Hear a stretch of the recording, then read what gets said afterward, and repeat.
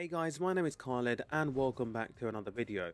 Today we are unboxing the Nintendo Switch. So the Nintendo Switch is quite an old console now. It's been out for several years. However, this is the revised version from 2020 with an improved battery life. So if we quickly look around the box, we can see illustration of it docked with the adapter for controller. We also have the Switch with the Joy-Con controllers, and then we've got it on the stand where two people are using each of the Joy-Con to play multiplayer mode. On the other side, we've got illustration of what's included in the box. So we've got the Switch, the Joy-Con controller, power adapter, manual. We've also got an adapter that turns it into a full-size controller. We've got the two side panel to use when you're using two-player mode and a HDMI cable. By the way, if you're enjoying this video, then please consider hitting the subscribe button.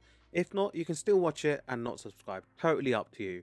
But let's quickly go ahead and start with unboxing. Very nice and clean. There's no sellotape or anything like that. You just pull the tab, and like in typical Nintendo fashion, there is always that part on the top. I think it was on the SNES and N64 as well. So it shows a little bit of instruction on how to start. We've got the AC power, connects to the Switch, how the Joy-Con is connected, and we also got information on the trigger button. Just very short information, but very nice in terms of illustration and unboxing process. So we get the two Joy-Cons. This is in the neon color, so we get the blue one first. Quickly take it off. They're pretty expensive, you know. They're still around £60 in the UK, and I just think that is a lot of money for a controller. So we've got the blue cyan, I believe, and this is, I don't know if it's actually red. It looks more pinkish to me anyway. But we've got the cyan and pink Joy-Con. Personally, that's my favorite combination. I think it looks really good. And then we've got the Nintendo Switch itself, so the whole all-in-one package. But we're going to put that to one side and talk about that later. We also get the Nintendo Switch and Nintendo Switch Lite manual. So they have it 2-in-1. It explains what's the difference. So for example, with the Lite, you don't have the removable Joy-Con controllers or the docking station. We also have a HDMI cable included as well. Pretty standard stuff. I don't have to go through that. And then we also have the power cable. So it powers your Nintendo Switch or docking station depending on how you'd like to set it up. So as I live in the UK, it does have a 3-pin plug and a USB-C on one end. We also have these side panels where you can connect it to your Joy-Con controllers and play two-player mode. I'll talk about that slightly later on, but let's quickly have a look at this piece. So this piece of weird plastic contraption actually enables you to slide in the Joy-Con and have a more of a conventional controller feel. I mean, Nintendo, in terms of innovation and just fun gameplay, they are way ahead of the curve. No wonder why they've sold so many of these units. But it just gives you that feeling of, you know, you're playing a proper game, or if you really want to sit down for a few hours, play Zelda or something like a first-person shooter, for example. It just provides that extra grip and better feel of the game because you can, you know, scope in and out and shoot that bad guy. Alright, now moving on to the actual docking station, which is my favorite part because that's what makes the Switch so unique. So the docking station, very nice and simple, all black finish. If you look on the side, we've got two USB-A ports, and then on the front we've got the LED indicator when it's docked and the Nintendo Switch branding. We've got the side cutout where the Switch is housed. We also have rubber feet on the base, so if you have a slippery surface you won't be sliding about anywhere. If we quickly look on the back, so you can detach it, you have a port for full HDMI, USB-A and USB-C port where it will be providing the power, and this can be easily cable managed. So going back to the previous accessory, we have a wrist grip on the side panel for the Joy-Con. So it goes in one way, you match it up with the plus or minus. So on one side you can see I've got plus, it marries up, and then you can use it as a full controller. On the other one I've got a minus, so it's pretty nice actually, and you're essentially getting two controllers for the price of one. So not 60 quid, sort of 30, although you do need both of them to play properly. Alright, so let's quickly have a look at the main attraction of the show. So the whole console itself. At the front we have a 6.2-inch screen. We also have stereo speakers. You can see little cutouts on the left hand side and right hand side, and we also have a light sensor to set auto brightness. At the bottom we have a USB-C for charging and docking.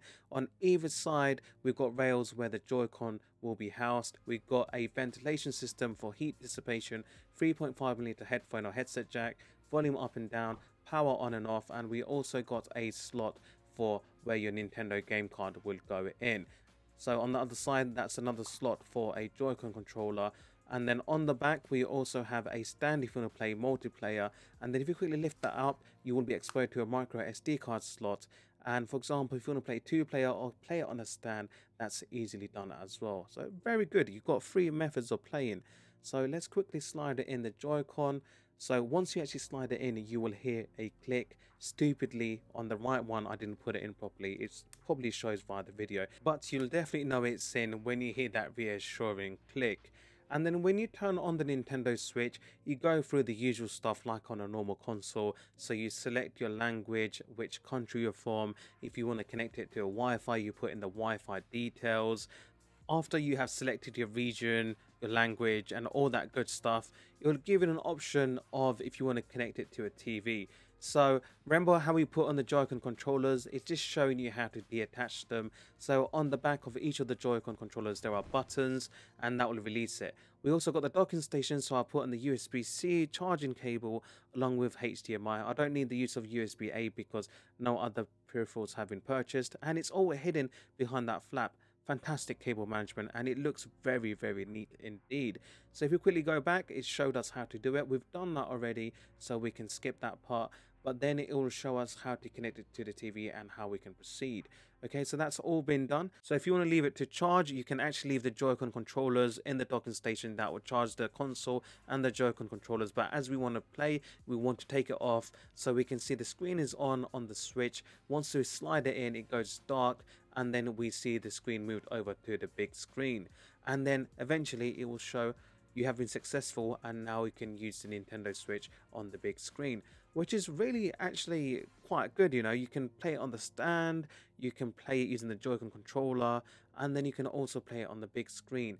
Once you've done that, you set up your avatar, create an icon, you give yourself a nickname. So I'm going to go by the name Khaled, obviously. And then once you've done all of that, you have a landing page. So this will show information such as recently played games, Nintendo Store, brightness, power on and off, the time, Wi-Fi and charging status. So in a moment, you'll be watching gameplay of Mario Kart 8 Deluxe, but I also have 6 games altogether, right? So if you want to watch any sort of gameplay, or if you want me to do a review, please let me know in the comment section below. And these game cartridges are absolutely tiny. I mean, Switch has been out for a while, but this is my first time fully appreciating one. So we're going to put Mario Kart 8. It's already docked in. I'm going to push it in, and it will sort of lock into place. When you want to take it out, you push it again and that will release it. Okay, so here is a little gameplay for Mario Kart 8 Deluxe. I mean, for me, the Switch is a fantastic console, right? Because personally, I don't think there is any sort of age barrier. You can pick it up from a toddler, you know, or a few years of age, all the way up to, I don't know, 60, 70, 80. And it's so easy and intuitive that anyone can play and just have absolute endless amount of fun with it. I hope you enjoyed this quick video on the Nintendo Switch unboxing and gameplay. If you want more videos on the Switch, then please make sure you hit that subscribe button. And a quick teaser as well, I've just acquired the PlayStation 5 after such a long time, so a lot of content coming out on the PS5. If you have any sort of suggestions, do let me know in the comment section below. As always guys, I'll see you in the next one. Stay safe, peace.